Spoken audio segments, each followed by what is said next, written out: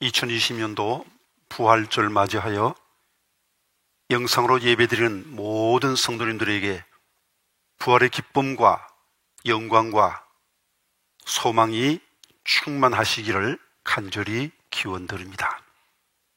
비록 코로나19로 지금은 어둠이 온 세상을 뒤덮은 것처럼 보이지만 우리 주님의 은혜 가운데서 이것까지 합력하여 선을 이루게 하시고 밝은 날, 기쁨의 날, 생명의 날 주실 줄 믿습니다.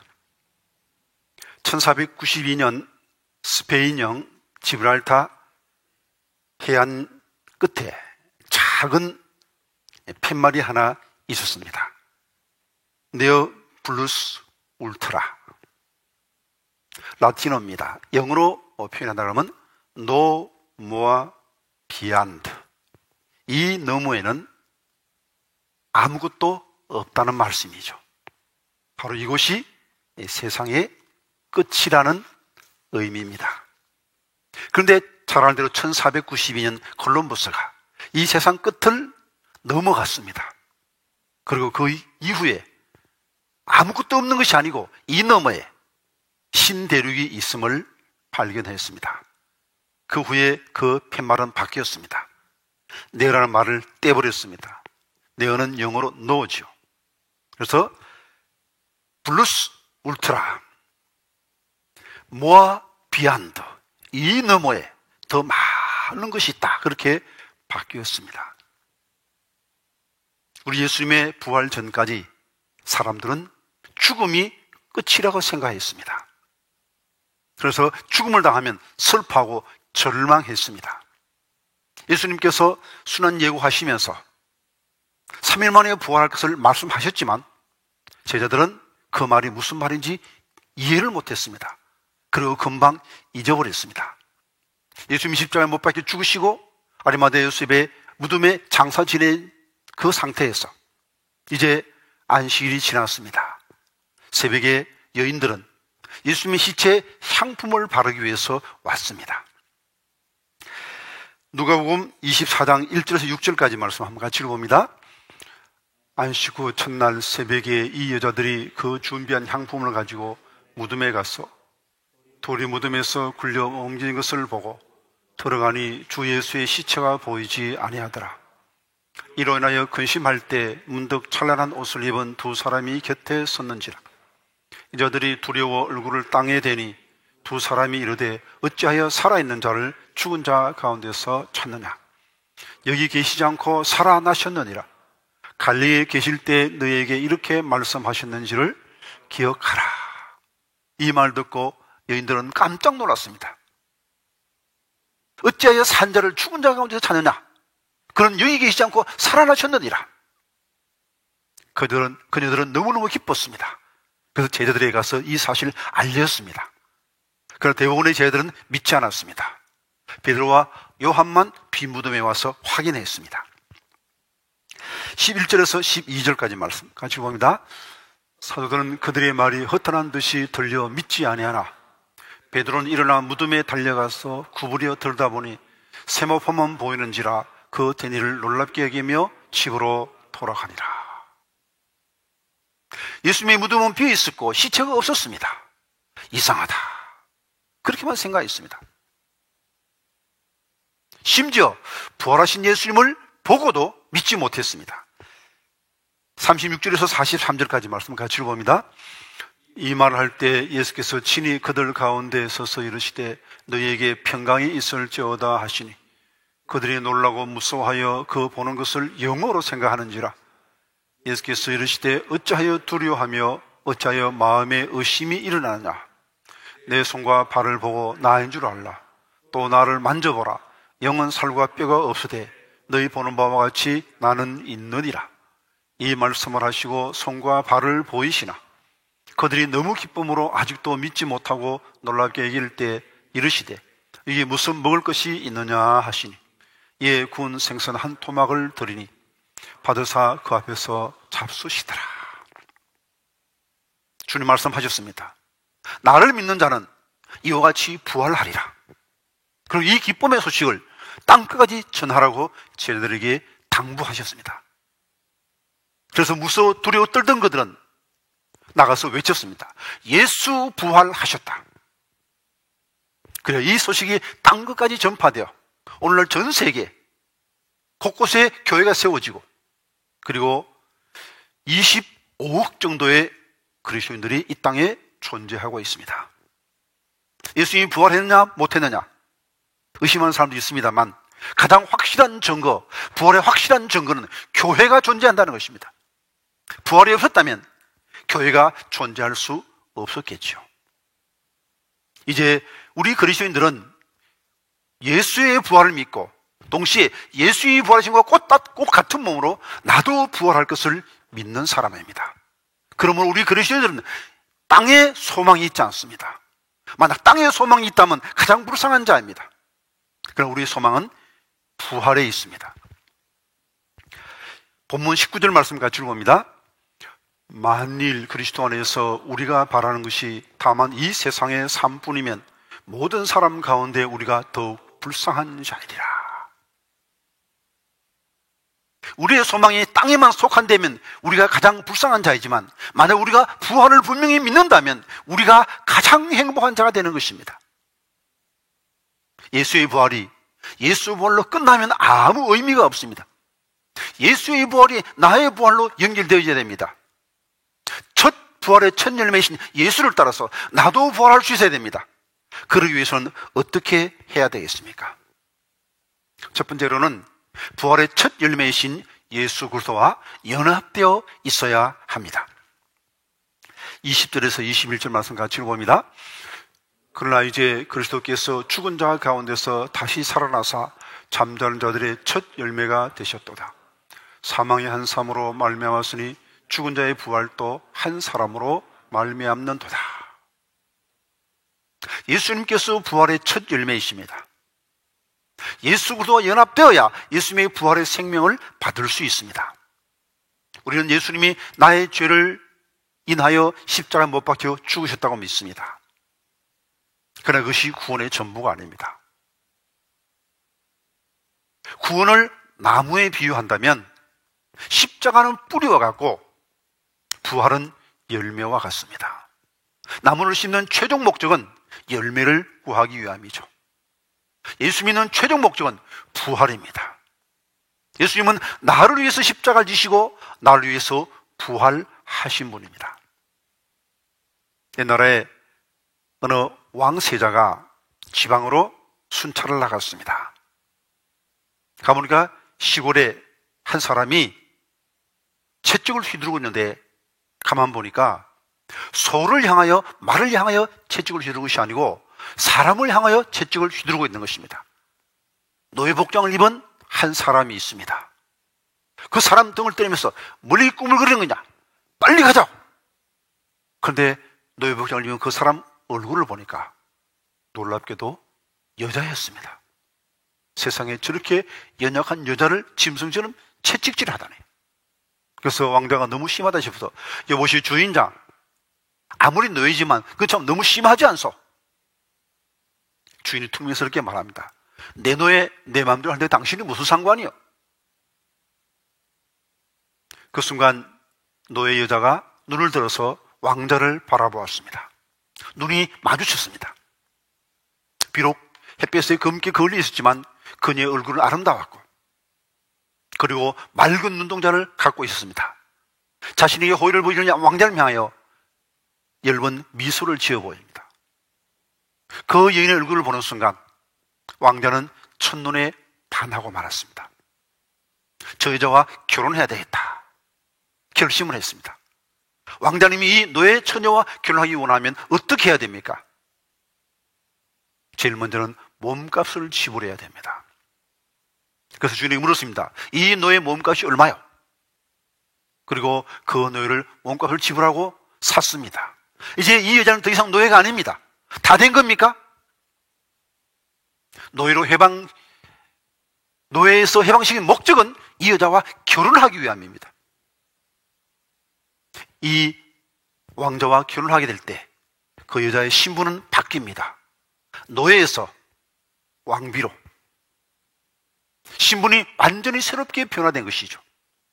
이것이 바로 우리 그리스도에게 있어서 일어난 일입니다.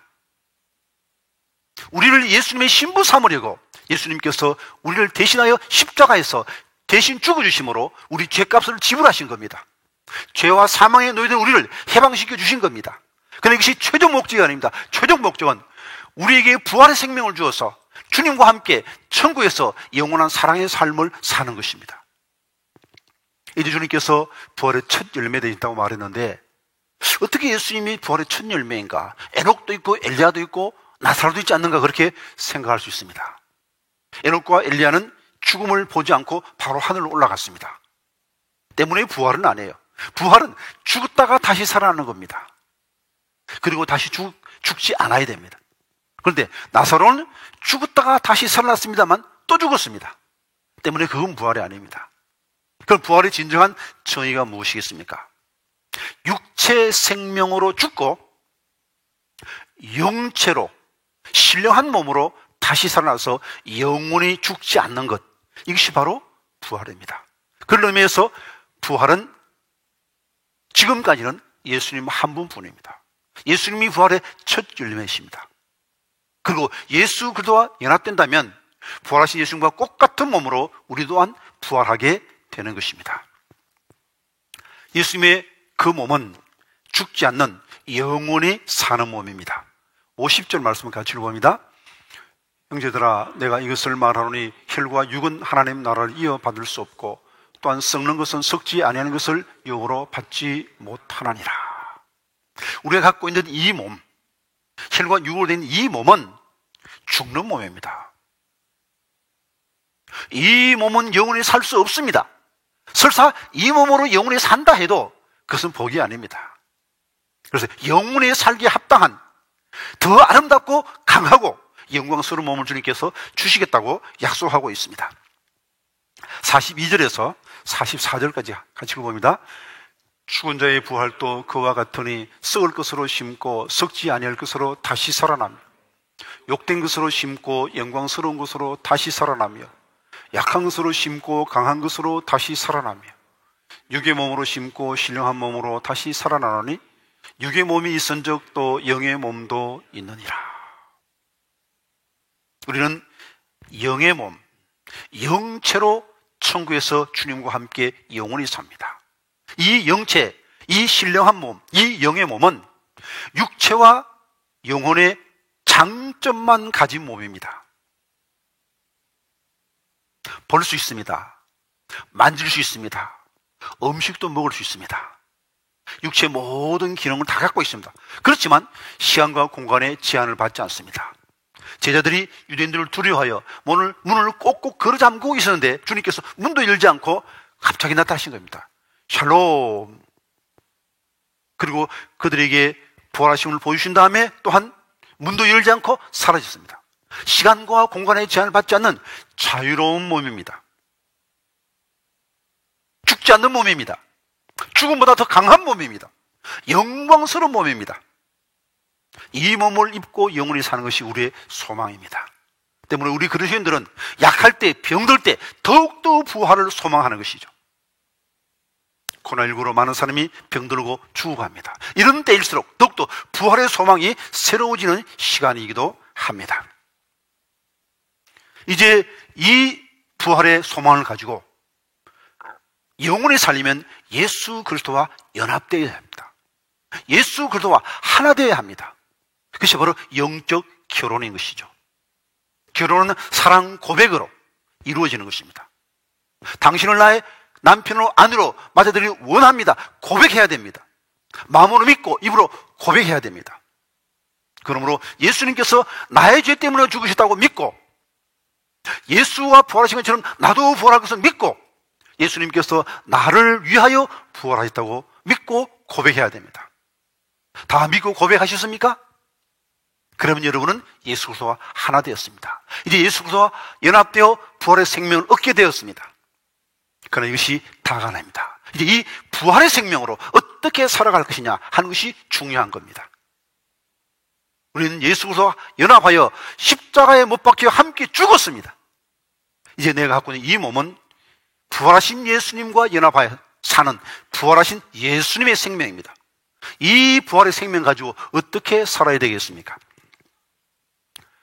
보다 더 영광스러운 부활을 위해 힘써야 합니다. 40절에서 41절, 57절에서 58절 말씀 같이 읽어봅니다. 하늘에 속한 형체도 있고 땅에 속한 형체도 있으나 하늘에 속한 것의 영광이 따로 있고 땅에 속한 것의 영광이 따로 있으니 해의 영광이 다르고 달의 영광이 다르며 별의 영광도 다른데 별과 별의 영광이 다르도다. 우리 주 예수 그리스도로 말미암아 우리에게 승리를 주신 하나님께 감사하노니 그러므로 내 사랑하는 형제들아 견실하며 흔들리지 말고 항상 주의 일에 더욱 힘쓰는 자들이 되라. 이는 너희 수고가 주 안에서 헛되지 않은 줄 알미라. 우리 그리스도인들은 결코 죽음이 끝이 아닙니다. 그런데 실질적으로 그리스도인들은 죽습니다. 제가 이 교회에서 얼마나 많은 장례식을 치렀습니까? 장례식, 하관식 제일 마지막에 흙을 3번 뿌립니다. 육은 땅에서 왔으니 땅으로 돌아갑니다. 한 번 뿌리고 또 뿌리면서 주님 품에서 안식하게 하시고 마지막으로 3번째 뿌리면서 부활의 날에 다시 깨워 주옵소서. 자, 만약 주님 재림하기 전에 우리가 죽게 되면 우리 주님 재림하시는 그 날에 우리는 다시 부활하게 됩니다. 부활하신 예수님과 똑같은 몸으로 다시 깨어나게 됩니다. 그리고 만약 그때까지 우리가 살아남아 있다면 우리 또한 호련히 변화되어서 새 몸을 입게 될 것입니다. 호련히 순식간에 아토모스, 아톰이 원자죠. 시간의 원자, 더 이상 쪼갤 수 없는 가장 짧은 시간에 우리가 변화되어서 주님과 함께 영원히 사는 것입니다. 51절에서 52절 말씀 같이 읽어봅니다. 보라, 내가 너희에게 비밀을 말하노니 우리가 다 잠잘 것이 아니요 마지막 나팔의 순식간에 호련히 다 변화되리니 나팔 소리가 나매 죽은 자들이 썩지 않을 것으로 다시 살아나고 우리도 변화되리라. 그런데 변화되는데 그 영광스러운 몸으로 변화되는데 그 영광이 다르다는 것입니다.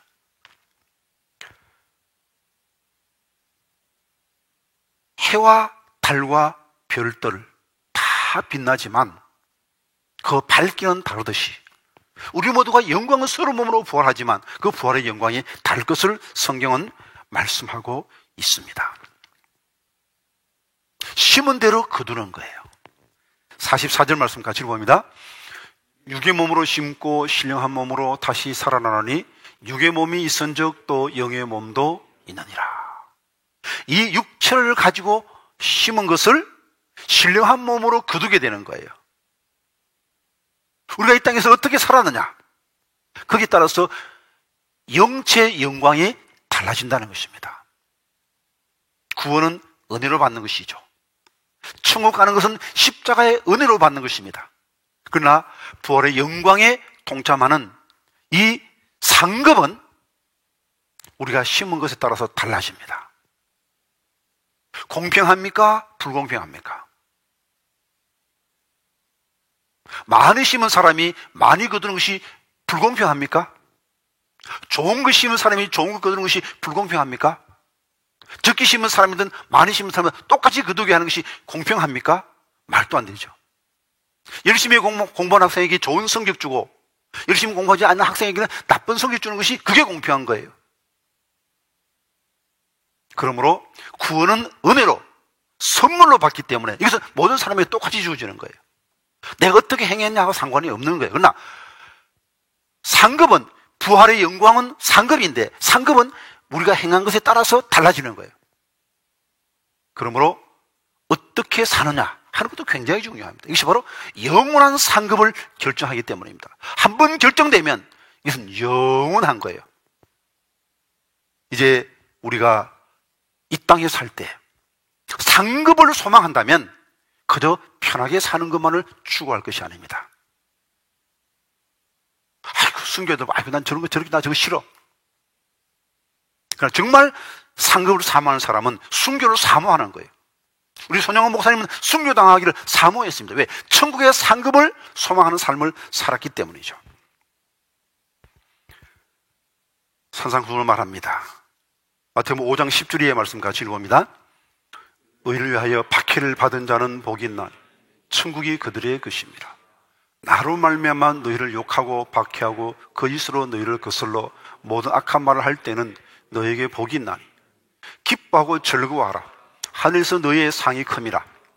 예전에 있던 선지자들도 이같이 박해하였느니라. 산상수훈에서 주님 말씀하신 팔복이 있는데 팔복의 마지막 복이 의를 위해서 박해를 받은 자가 복이 있다 그랬어요. 그러면 우리가 일부러 고난을 찾아갈 필요는 없겠지만 주님이 상급의 기회를 주신 그 고난의 기회를 버리는, 피하는 어리석음이 없기를 바랍니다. 주님 고난 주시면 주님 주시는 고난은 기쁨으로 받고 이것이 상급의 기회가 되도록 만들어야 하는 것이죠. 자, 상급을 기준으로 북한의 성도와 한국의 성도 누가 더 복됩니까? 북한의 성도가 불쌍하다고 생각됩니까? 아니요, 그렇지 않을 수 있습니다. 천국 가면 그들이 참된 복된 성도임을 우리 모두가 깨닫게 될 것입니다. 이제 우리 모두는 천국에 가기를 소망합니다만 동시에 천국에서 더 큰 상급 받기를 소망해야 됩니다. 혹자는 말합니다. 나 천국만 가면 돼. 나 영광 필요 없어. 나 면류관 필요 없어. 여러분, 천국의 면류관은 나의 영광을 위해서도 중요합니다만 더 중요한 것은 우리 신랑 대신 주님께 영광을 돌리는 거예요. 면류관 벗어 주님 앞에 발 앞에 던지면서 주님께 영광 돌리는 것입니다. 만약 어떤 아내가 나는 남편을 기쁘게 하고 싶지 않아. 난 남편 영광스럽게 하면 상관없어. 나만 편하면 돼. 그 아내 맞습니까? 정말 남편을 사랑하는 아내라면 그렇게 말할 수 없는 거예요. 상급 향한 거룩한 소망이 없다면 정말 예수를 사랑하는 사람이라고 할 수 없습니다. 날 위해 십자가신 그 예수님, 그 십자가의 사랑에 어떻게 보답하겠습니까? 이제 내가 조금 적게 먹고 조금 절약해서 지극히 작은 자로 우리 곁에 계신 주님을 돕고 주님의 영광을 위해서 상급을 사는 삶을 살아서 주님께 받는 그 상급으로 주님 발 앞에 던지면서 세수토록 주님께 영광 돌리는 삶을 소망해야 됩니다. 바울은 이 소망을 가지고 같이 고백합니다. 빌립보 3장 말씀 같이 봅니다. 내가 그리스도와 그 부활의 권능과 그 고난의 참여함을 알고자 하여 그의 죽으심을 본받아 어떻게 했든지 죽은 자 가운데서 부활에 이르려 하노니 내가 이미 얻었다 함도 아니요 온전히 얻었다 함도 아니라 오직 내가 그리스도 예수께 잡혀받은 그것을 잡으려고 달려가노라. 형제들아, 나는 아직 내가 잡은 줄로 여기지 아니하고 오직 한 일, 즉 뒤에 있는 것은 잊어버리고 앞에 있는 것을 잡으려고 표대를 향하여 그래서 예수 안에서 하나님이 위에서 부르신 부름의 상을 위하여 달려가노라. 시간이 얼마 남지 않았습니다. 우리 말세 지말에 살고 있습니다. 예수님 언제 재림할지 모르지만 주님 재림하시면 더 이상 상급을 심을 수 있는 기회는 없습니다. 그러나 남은 시간 천천히 걸어가지 말고 상급을 향하여 다른 박질하시는 주위에 더욱더 힘쓰는 복된 성도님들 다 될 수 있기를 바랍니다. 그래 주님 앞에 서는 날 잘하였다 착하고 충성된 종아 주님께 보다 큰 상급 받고 그 상급 우리 신랑 대신 예수님께 돌려드리면서 세세토록 주님을 기쁘시게 하고 주님을 영광스럽게 하는 복된 믿음의 사람들, 사랑스러운 그리스도의 신부들 다 될 수 있기를 간절히 기원드립니다.